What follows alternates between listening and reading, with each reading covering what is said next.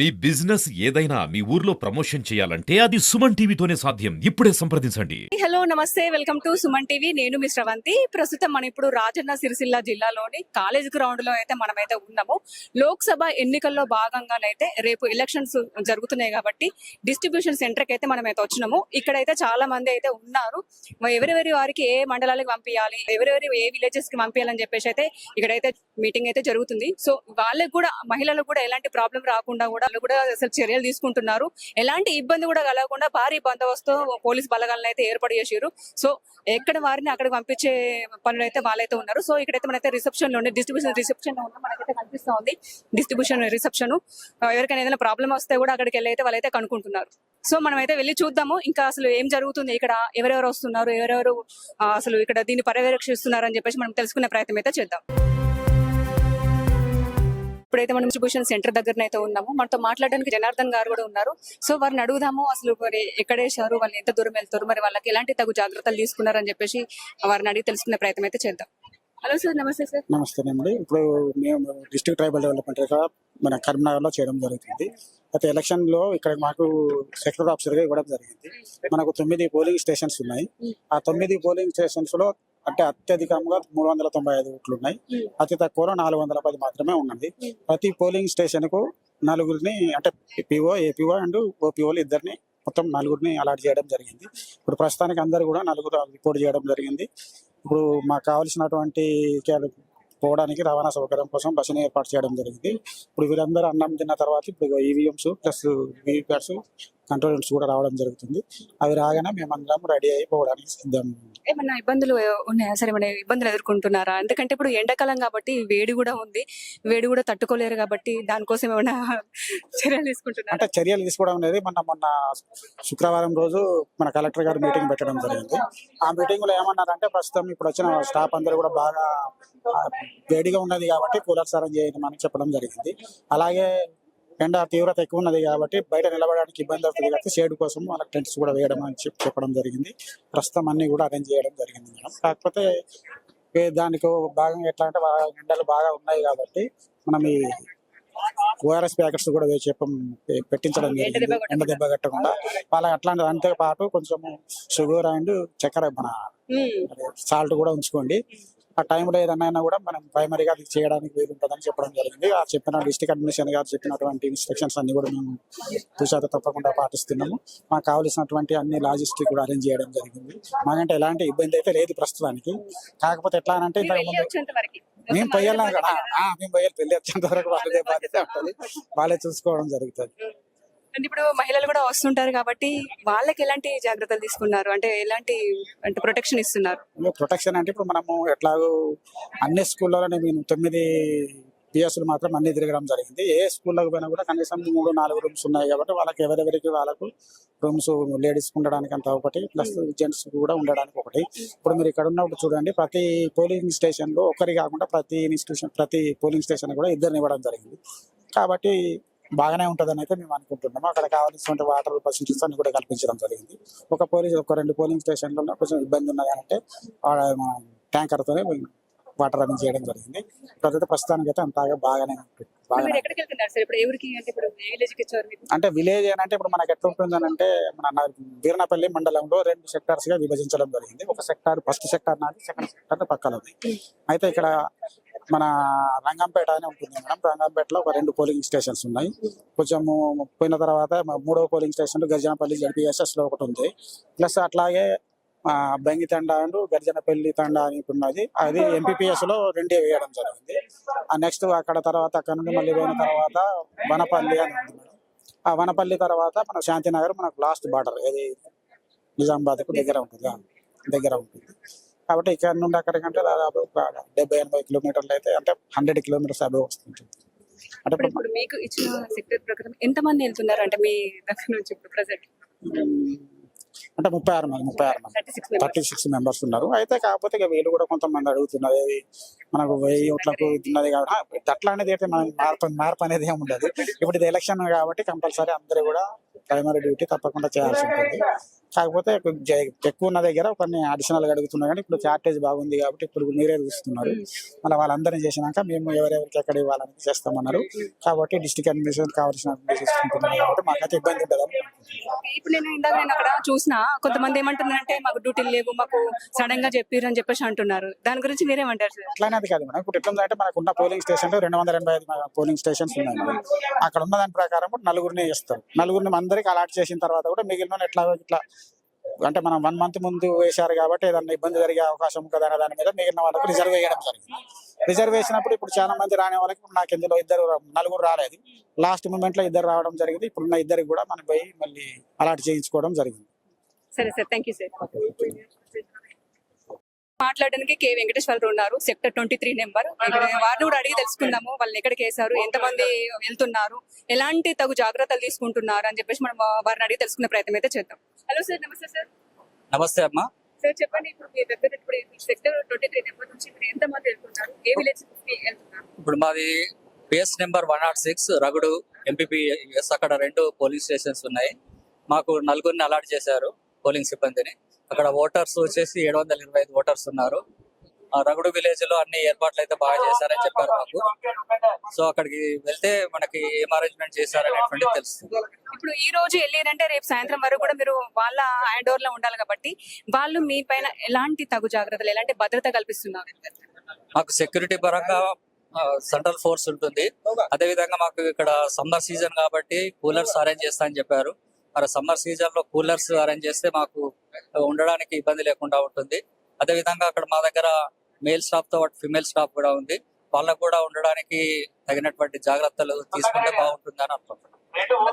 దాంట్లో కొంచెం health issue వాళ్ళు కూడా ఉంటారు. వాళ్ళ సడన్ గా అక్కడ ఇప్పుడు ఎండ తీవ్రత ఎక్కువ ఉంది కాబట్టి సడన్ గా షుగర్ పేషెంట్స్ కానీ వేరే వాళ్ళు ఉంటే వాళ్ళకి ఎలాంటి తగు జాగ్రత్త తీసుకుంటున్నారు? అంటే అక్కడ హెల్త్ డిపార్ట్మెంట్ వాళ్ళు కూడా ఉంటారు. మాకు సంబంధించినటువంటి ఏమైనా ఇష్యూస్ ఉంటే హెల్త్ డిపార్ట్మెంట్ వాళ్ళు ఇష్యూని బట్టి వాళ్ళు కేర్ తీసుకుంటారు. ఒకవేళ సీరియస్ ఇష్యూ అయినట్టయితే ఆ ప్లేస్ లో రిప్లేస్ చేసి వేరే వాళ్ళని ఇస్తారు. ఓకే అమ్మా, వెల్కమ్. సో ఇక్కడైతే మనం సెక్టర్ లో 5 నెంబర్స్ లో ఉన్నాము. ఇక్కడ లచ్చిరెడ్డి గారు కూడా ఉన్నారు. సో మనం వారిని కూడా అడిగి తెలుసుకునే ప్రయత్నం అయితే చేద్దాము. ఎందుకంటే ఎలాంటి చర్యలు తీసుకున్నారని చెప్పేసి మనం వీరిని ఎక్కడికి పంపించారనేది వీరు కూడా అడిగి తెలుసుకునే ప్రయత్నం అయితే చేద్దాం. హలో సార్, నమస్తే సార్. నమస్తే మేడం.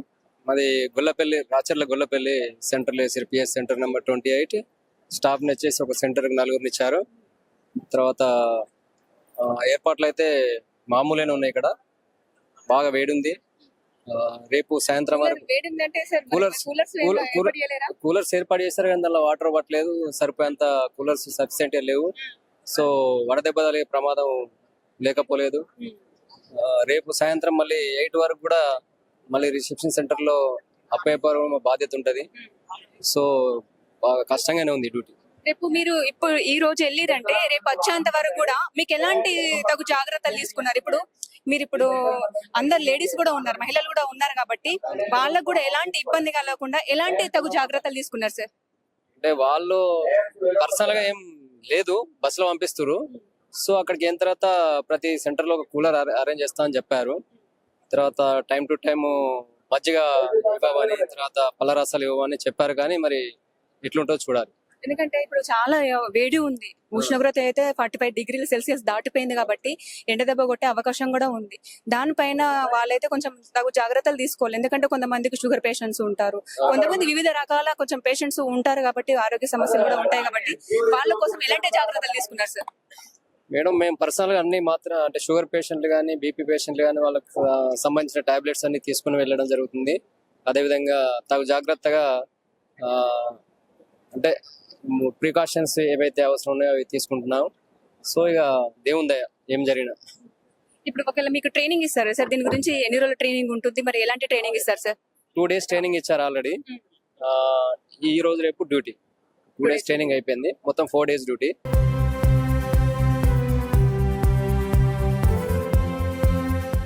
అందరికీ నమస్కారం. ఈరోజు మనము సిరిసిల్లలో డిస్ట్రిబ్యూషన్ సెంటర్లో ఏర్పాట్లు చూడడానికి రావడం జరిగింది. అండ్ అన్ని డిపార్ట్మెంట్స్ కలిసి సుమారు 1400-1500 మ్యాన్ పవర్తో పోలింగ్ పార్టీస్, ఇవాళ డిస్బర్సల్ అవడం జరుగుతుంది. ఈ సిరిసిల్ల అసెంబ్లీ సెగ్మెంట్లో 287 బూత్స్, అలానే వేములవాడ అసెంబ్లీ సెగ్మెంట్లో 260 బూత్స్, వీటన్నిటికి కూడా ఈరోజు డిస్ట్రిబ్యూషన్ చేయడం జరుగుతుంది. అంటే ఈవీఎంస్ ఇచ్చి పోలింగ్ పార్టీస్ వారి వారి పోలింగ్ స్టేషన్స్కి వెళ్ళడం జరుగుతుంది.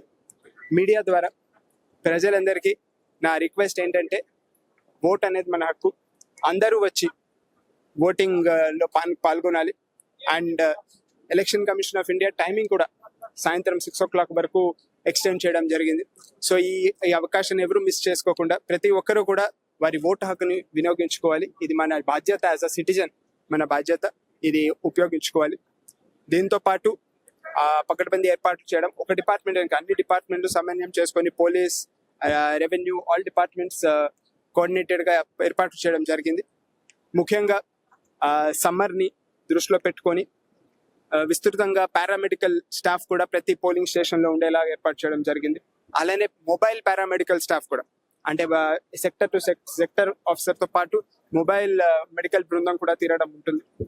అట్లానే ప్రతి పోలింగ్ స్టేషన్ లో కూడా కూలర్ వ్యవస్థ అనేది కూడా స్టాఫ్ కావచ్చు, ప్రజలకు కావచ్చు, ఇబ్బంది లేకుండా ఏర్పాటు చేయడం జరిగింది.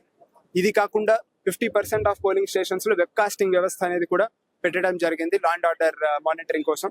అలానే 3 కంపెనీలు మన సెంట్రల్ ఆర్మ్డ్ ఫోర్సెస్, అవన్నీ గౌరవ ఎస్పీ గారి ఆధ్వర్యంలో లా అండ్ ఆర్డర్ కోసం బందోబస్తు పకడ్బందీగా ఏర్పాటు చేయడం జరుగుతుంది. సో ఇవాళ డిస్పాచ్ అయ్యాక రేపు ఎలక్షన్ అవుతుంది. ఇదే కేంద్రంలో మళ్ళీ రిసెప్షన్ అయిన తర్వాత స్ట్రాంగ్ రూమ్స్ అనేది కరీంనగర్ పార్లమెంట్ హెడ్ క్వార్టర్ లో స్ట్రాంగ్ రూమ్ ఏర్పాటు చేయడం జరుగుతుంది. ఇంకో request, model code of conduct ప్రతి ఒక్కరూ కూడా పాల్గొనాలని మళ్ళీ ఒకసారి కోరుకుంటూ, ఓటింగ్ శాతం మంచి ఓటింగ్ శాతం మన రాజన్న సిరిసిల్ల జిల్లాలో ఉండాలని మళ్ళీ కోరుకుంటూ సెలవు తీసుకుంటాం. ఓటర్స్ కి ఎవ్రీ పోలింగ్ స్టేషన్ లో డ్రింకింగ్ వాటర్ తో పాటు షేడ్ ఏర్పాటు చేయడం జరుగుతుంది. ఇందాక నేను చెప్పిన మాదిరిగా కూలర్ కూడా అడిషనల్ గా సమ్మర్ దృష్టిలో ఏర్పాటు చేయడం జరుగుతుంది. హెల్త్ క్యాంప్ ఏర్పాటు చేయడం జరుగుతుంది. Wheelchairs for if somebody is not able to walk or pregnant ladies, and all these facilities will be there. Help desk కూడా ఉంటుంది, ఒక బూత్ హెల్ప్ చేయడానికి కూడా ఏర్పాటు చేయడం జరుగుతుంది. ఇంతకు ముందు కూడా నియర్లీ 600-700 మెంబర్స్ కి హోమ్ ఓటింగ్ కూడా for those who are 85+ and persons with disabilities కూడా ఏర్పాటు చేయడం. ఓటర్ స్లిప్స్ పంచడం అనేది ఆల్రెడీ అయిపోయిన ప్రాసెస్, అండ్ దాని రిమైనింగ్ బట్టి nearly 97% it's a good distribution జరిగింది. బికాస్ ఎవ్రీ ఇయర్ ఓటర్ జాబితా మొన్న కూడా మనం SSR జరుపుకున్నాం. సో ఓటర్ జాబితా అప్డేట్ అవడం వల్ల మంచి శాతం మన ఓటర్ స్లిప్స్ డిస్ట్రిబ్యూట్ చేయడం జరిగింది. సార్, రేపు ఎలక్షన్ కోసం మన పోలీస్ డిపార్ట్మెంట్ దాదాపు 1200 మెంబర్స్ మనం ఫోర్స్ వాడుతున్నాము. దానికోసం వాళ్ళందరికీ బ్రీఫింగ్ కూడా అయినాయి. బయట నుండి కూడా కొంతమంది ఫోర్స్ వస్తున్నాయి. 3 కంపెనీస్, ఒకటి CISF కంపెనీ, 2 MP పోలీస్ నుండి స్టేట్ ఆర్మ్డ్ పోలీస్ వాళ్ళకు కూడా వస్తున్నారు. వాళ్ళకి కూడా బ్రీఫింగ్ చేయడం జరిగింది. క్రిటికల్ పోలింగ్ స్టేషన్స్ మన దగ్గర 48 ఉన్నాయి. అక్కడ CRPF ది హాఫ్ సెక్షన్ పెట్టడం జరిగింది. ఆ మొత్తం ఎలక్షన్ మంచిగా జరుగుతుంది. అది మనం దానికోసం ఫోర్స్ పెట్టాము, ఏర్పాటు చేశాము. 144 సెక్షన్ కూడా ఏర్పాటు చేయడం జరిగింది. రేపు పోలింగ్ స్టేషన్ బయట 100 మీటర్ 200 మీటర్ లైన్ ఉంటుంది. ఎవరైనా అందరు దానికి పాలన చేయాలి, ఫాలో చేయాలి. ఎవరైనా ఉల్లంఘన చేస్తే వాళ్ళపైన కేసు కూడా నమోదవుతుంది. అదే NOC తర్వాత NOCకి ఇబ్బంది అవుతుంది. ప్రైవేట్ జాబ్స్ ఉండొచ్చు, లేకపోతే గవర్నమెంట్ జాబ్స్ ఉండొచ్చు. అది కూడా 100% మనం కేసు నమోదైతే అది NOC దొరకదు. సో మనం ఇప్పుడు ఎలక్షన్స్ కోసం రెడీ ఉన్నాం. Last time Lok Sabha legislative assembly లాగా ఇది కూడా election free, fair and peaceful గా జరుగుతుంది. దానికోసం రెడీ ఉన్నాం. మనం ఇప్పుడు బైండ్ ఓవర్ చేశాము, బెల్ట్ షాప్స్ పైన రేడ్ చేశాము. దాదాపు 1600 లీటర్స్ లిక్కర్ మన జిల్లాలో సీజ్ చేశాము. ఆల్మోస్ట్ 19 kgs గాంజా సీజ్ చేశాము. మోర్ దెన్ 1000 పీపుల్ కి బైండ్ ఓవర్ చేశాము. 10 మందికి బైండ్ డౌన్ కూడా చేశాము. ఇప్పుడు మనం రెడీ ఉన్నాము. ఎవరైనా రౌడీస్ ఉన్నారు వాళ్ళకి కూడా కౌన్సిలింగ్ మళ్ళీ చేశాము. ఎవరు ఏం ఇష్యూ చేయరు, అది చూసుకుంటాము. మన ఏరియాలో నక్సల్ ప్రాంతం ఏం లేదు, బట్ స్టిల్ ఎక్కడైనా పాత వాళ్ళు ఉన్నారు, సరెండర్డ్ ఉన్నారు. అక్కడ మనం క్రిటికల్ పోలింగ్ స్టేషన్ పెట్టాము. క్రిటికల్ అంటే అక్కడ బయట నుండి వచ్చిన CISF ఉంటుంది. అక్కడ 4 మంది వాళ్ళు ఉంటారు. వాళ్ళ కూడా అది సెక్యూరిటీ ప్రొవైడ్ చేస్తారు.